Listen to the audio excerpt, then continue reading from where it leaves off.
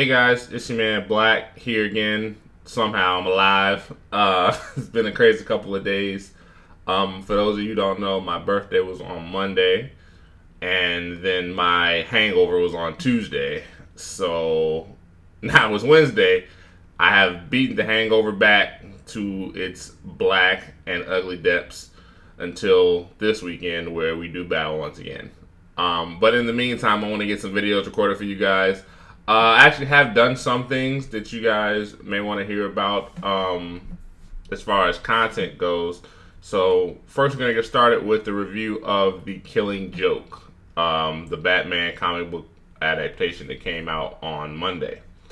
Probably one of the most famous Batman and Joker stories of all time.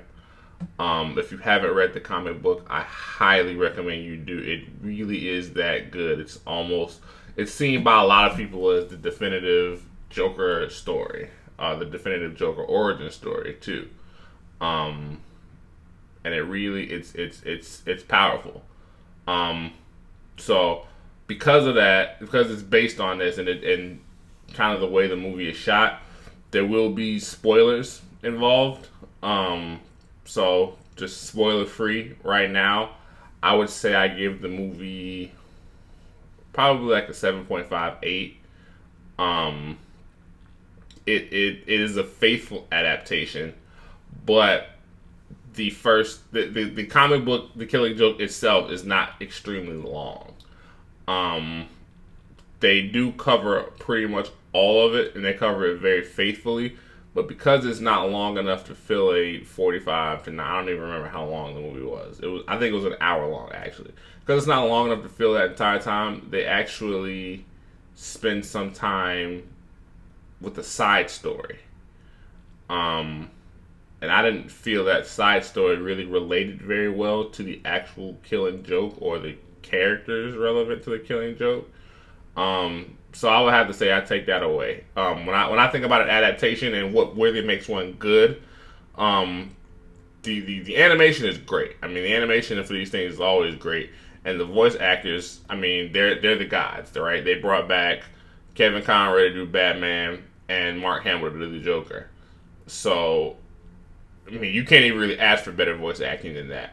But there was time spent on the side story that I felt could have been better spent either on a story that mattered more or shed a different kind of focus on the Killing Joke story, or kind of having expanded the Killing Joke story so certain things don't flow like from event to event to event. You know, there's maybe some time spent in between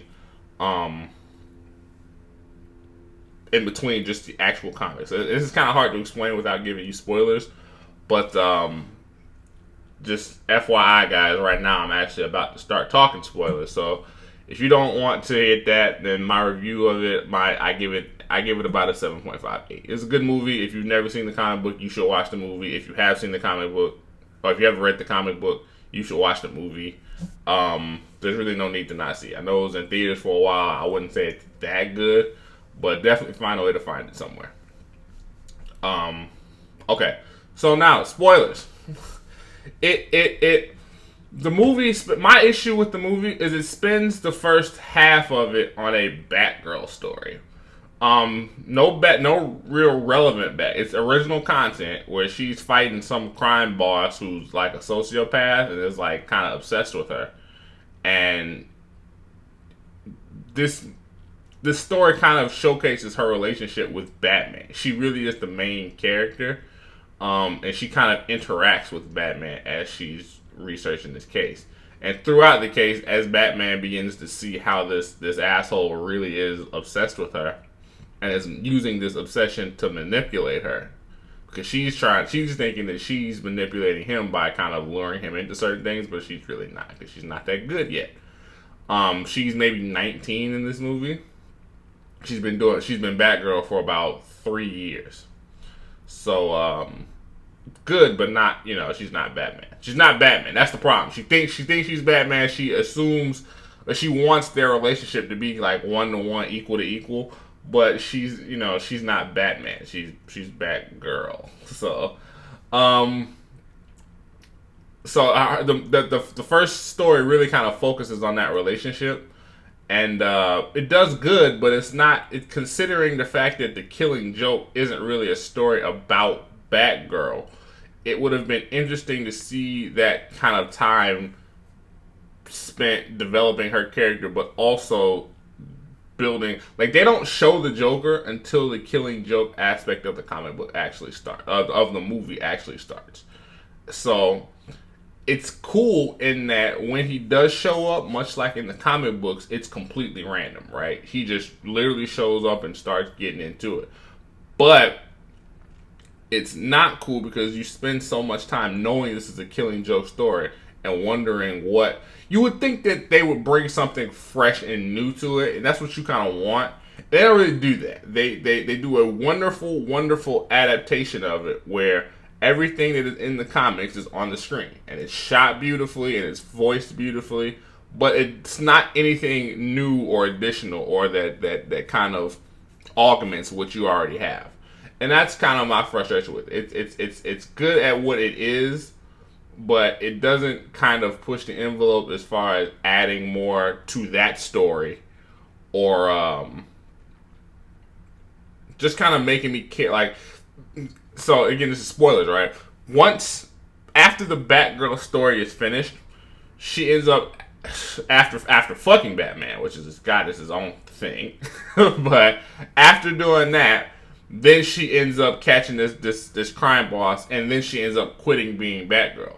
So she's not even Batgirl when the Joker comes for her. She's quit being Batgirl.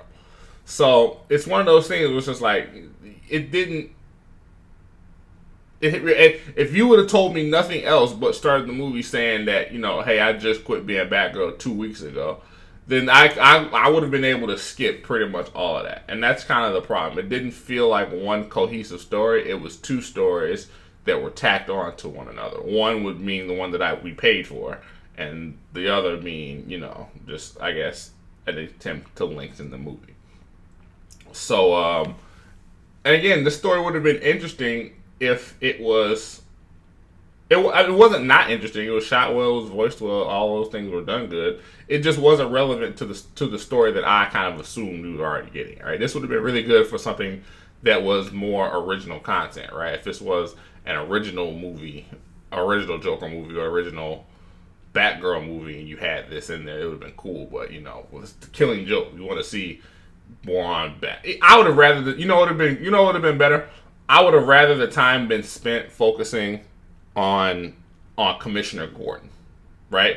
Because he's one of those characters who's very important to the Killing Joke story, but you never see a lot of things, from his perspective as far as how he feels about there being Batman. We know how he feels about there being Batman, but how he feels about now there are Batgirls and Robins around, plus all these people keep breaking out, and they kind of hint at that a little bit in the comic book, but that would have been an aspect of the Killing Joke that I would have liked to have spent more time on, as opposed to watching Batgirl do Batgirl things.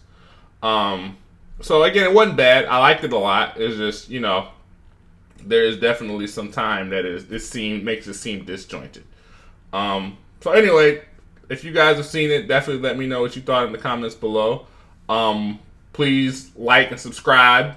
Try to get these videos out on a consistent basis. I know I've been out for a couple of days, but we did a gauntlet with Comic-Con, and then it was my birthday. So you didn't want to see that. Trust me. If you want to see me record videos of my hangover, then you comment in the comments below, and I will think about wearing a camera when I go out drinking and puking and doing all that fun stuff.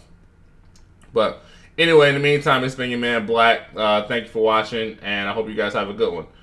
Catch you on the next one.